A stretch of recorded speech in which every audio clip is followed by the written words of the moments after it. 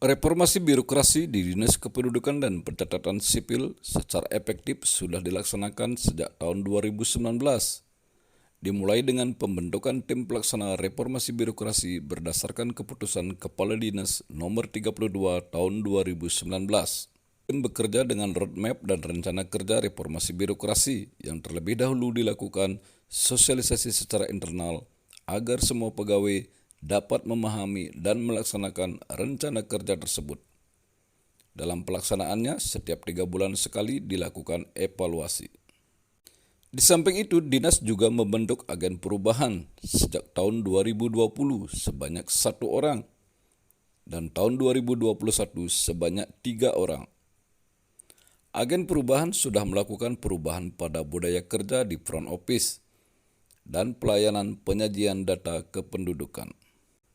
Dalam deregulasi kebijakan, Disdukcapil sudah melakukan identifikasi peraturan perundang-undangan yang tumpang tindih atau tidak sesuai dengan peraturan atasan dan telah berhasil menetapkan Peraturan Bupati Nomor 18 Tahun 2020 tentang persyaratan dan tata cara serta Peraturan Bupati Nomor 25 Tahun 2020 tentang pemberian penghargaan kepada masyarakat atas pengurusan pencatatan kematian atau yang lebih dikenal dengan santunan kematian.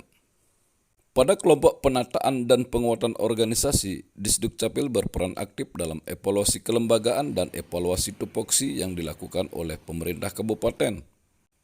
Pada bidang tata laksana, Disdukcapil sudah menetapkan peta proses bisnis melalui keputusan Kepala Dinas nomor 22 tahun 2020. Peta proses bisnis tersebut dievaluasi setiap tahun. Dalam hal keterbukaan informasi, semua kegiatan dan informasi sudah dipublikasikan melalui website Dinas, Facebook, Instagram, dan Twitter. Penerapan sistem pemerintahan berbasis elektronik juga sudah dilakukan melalui absen digital, e-kinerja, e-katalog, LPSE, Simpag, SIA, SIPD, dan Musrenbang. Transformasi pelayanan digital dilakukan melalui WhatsApp dan aplikasi siaksi yang tertanam di komputer desa dan kelurahan. Dalam penataan sistem manajemen SDM, Disdukcapil sudah melakukan penghitungan kebutuhan pegawai, analisis jabatan dan beban kerja. Dinas juga sudah mengirim kebutuhan diklat pegawai kepada BKSDM, serta melakukan pelatihan internal operator SIA dan e-surat kepada pegawai.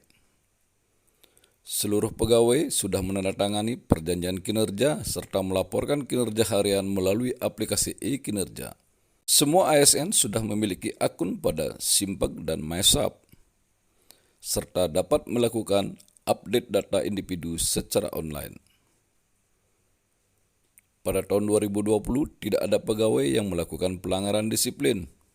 Pada pengungkit akuntabilitas, Disdukcapil menetapkan rencana strategis, rencana kerja, dan pohon kinerja dengan terlebih dahulu melaksanakan forum perangkat daerah setiap tahun. Aktif dalam pembahasan rencana strategis kabupaten yang dilakukan oleh pemerintah kabupaten.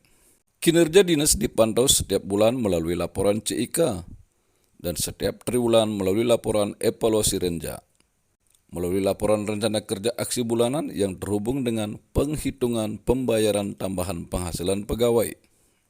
Pada kategori pengawasan, Disdukcapil telah melakukan kampanye zona integritas, penanganan gratifikasi dan WBS secara internal, baik melalui banner maupun WhatsApp group. Pengaduan masyarakat dapat dilakukan melalui aplikasi Sepan Lapor, Kelungkung Mesadu, website, Facebook, Instagram, Twitter, dan WhatsApp. Di samping secara langsung melalui kotak pengaduan dan meja informasi dan pengaduan. Penanganan pengaduan ditetapkan dengan keputusan Kepala Dinas. Pada tahun 2019 sampai tahun 2021 tidak ada pengaduan yang dikeluhkan oleh pengguna layanan kepada Dinas.